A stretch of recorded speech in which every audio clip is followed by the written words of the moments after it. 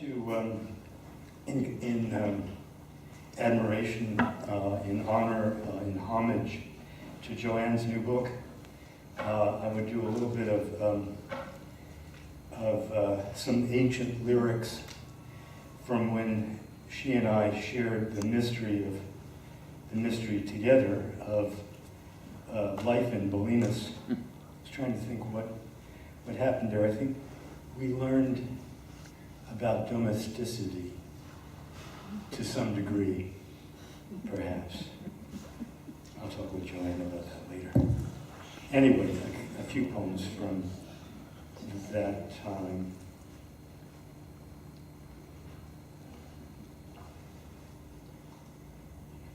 Sorry, hard to find that time. 11:59.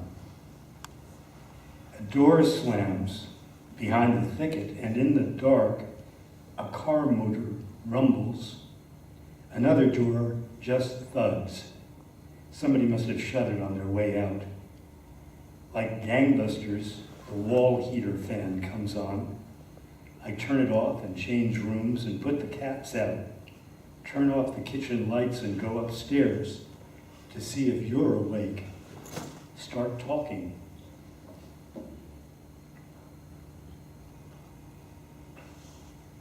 P.O. Box. Old lady peering into her P.O. box. Pink sweater, plaid skirt, wire-rimmed granny glasses, muttering, "Harry, Harry, Harry."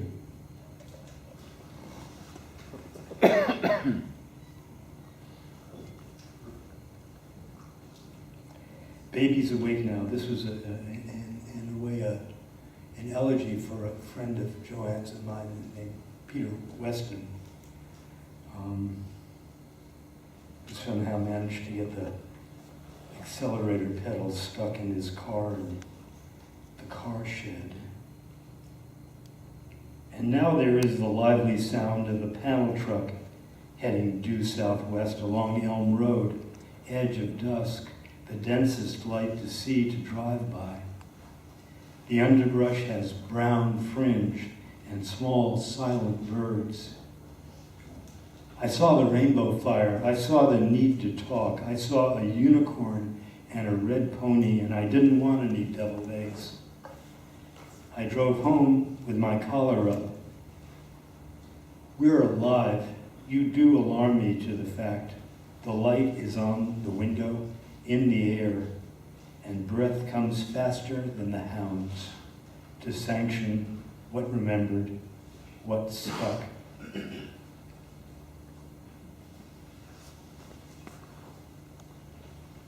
And one last one from that time. 4th Street, San Rafael. There was an old man at the bank today standing beside the paying receiving window while his wife cashed a check or made a deposit. She wore a light blue dress, black shoes, black hair, not a sign of white or gray in it. But from the curve her shoulders made, a weight sunk down to her ankles. She was probably of a certain age, though a few years younger than her husband, whose ripened aging was no way disguised. A stiff olive drab fishing cap visor above his long bony face, and around his neck he had on one of those thong ties old gents wear, with a metal clasp at the collar and blunt tips at the ends. Loose hung sports jacket and baggy, no-color slacks with a belt. He stood talking seriously to her about their money matters, and whenever he wanted to make some special point, he would place his hand firmly on her back and pat or caress it. With such decorum, he would be her constant lover anytime, healthy, wealthy, and wise. And so it seemed, stepping up to the adjoining window next in line.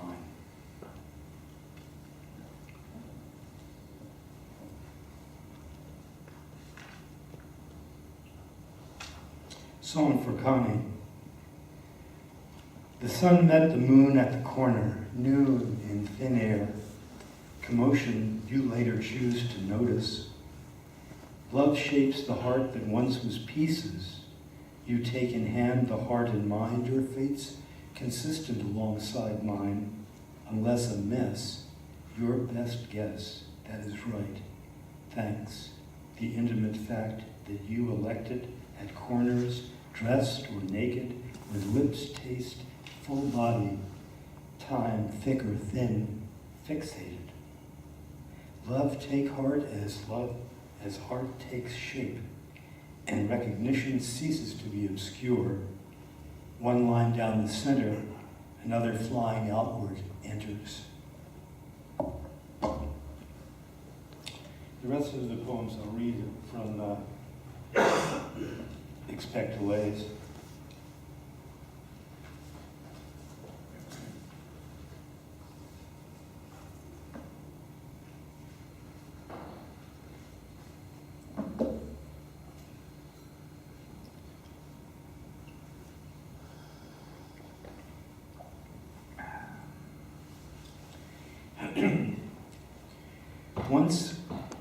This is called The One God.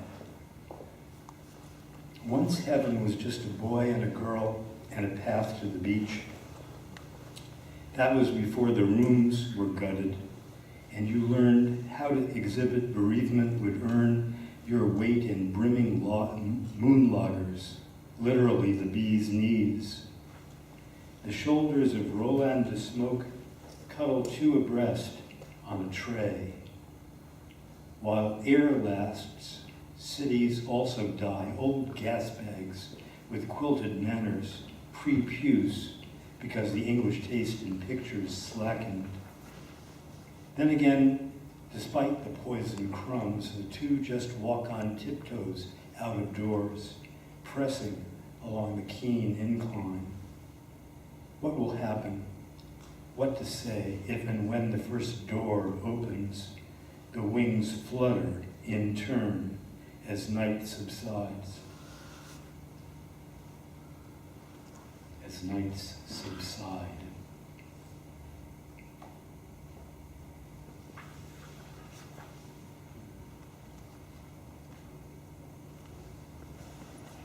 Double Valentine. Can you see yourself with me on earth where we'd be next to one another, say, never go away. I could with you, ever eager, ecstatic too. Connubial are we on air, land, and sea, nearly inseparable. Nearness is free, illumines a house, days, nights as close, endless even as starlight goes.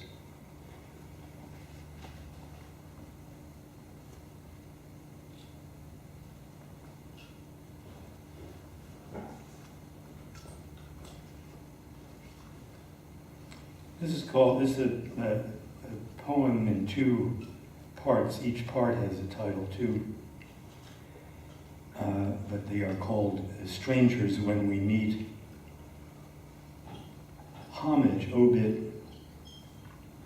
I like to have a little secret at the end of my poems, the way nothing is ever finished, nor do I abandon the thing because of its being just plain bad. My painting, said Juan Gris, may be bad painting, but at least it is great bad painting. In case of emergency, I write this down, and when all else fails, try being kind to strangers. Not so funny, Jack, but don't get me wrong. Only deep in the mucus do I see. Abdomen Ode. Paired wrongly with the obvious, a sitting blank, the walls between names selectively scaled. There must be some mistake. As just when exotic dancers age, the slipper gives pause, an old soft shoe opens for the slacker inane. Her I last saw au balcon on point, but it was an orbital capture. Ni hao in Chinese says hello. Nothing physical, the mystery thinning out. No matter. Slowly she turns in plain English, all eyes, mouth, and hair.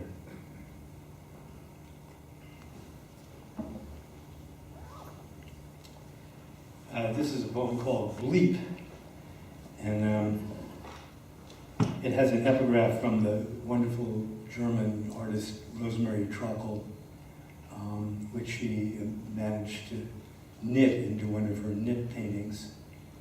Please do nothing to me, but slowly. Speed of inflection to light upon a paper tire mixed up in heaven's gloat.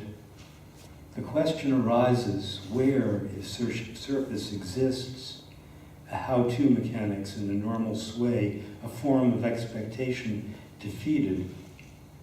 Pavons explode in markets of gland. Social skills regally decline. King Kong cure-alls cut deep, expiring. You are running along a country lane, perpetually stubbing your big toe on a water biscuit, subject only to itself, that door skin whose dueling scars have healed many times over. There you have it, the toxic element. And oblivion protrudes, weariness aside.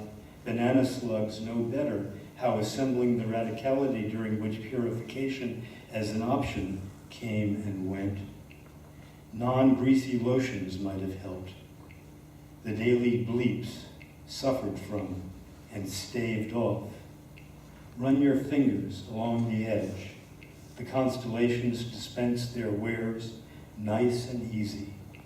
Lift your arm so I can see.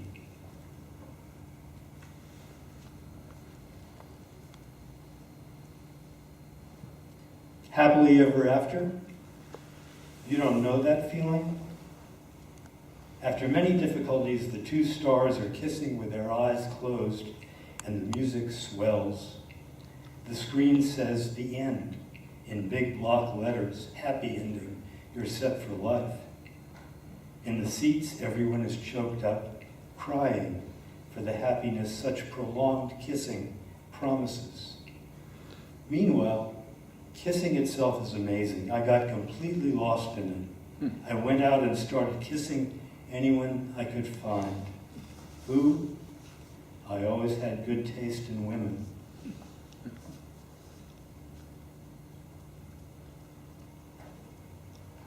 This is a poem for Bernadette Mayer called Monogram. Just one more vintage movie, Bat Wings Tonight at the Bal Masqué. Another of Earth's creatures stuffed by distinguished pedigree. I get a lot of madcap ideas about sentience, how knowing you has you put down in the book, forbidden speech recognition, else why make such a face? And now it's luck no longer mouth that moves, when fastidious rummage whispers to divulge a surplus, a clue, if not the key. Prospect, my question laps up for good. I lean to it, knowing you, first person dwindle, tweet, tweet, prig.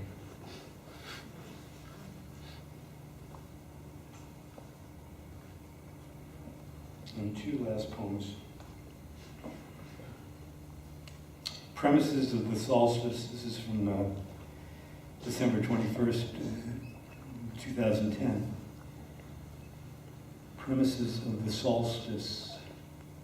Eastern sky and morning, all peaches and cream, streaks of late night promise athwart the dome of heaven, casually fulfilled.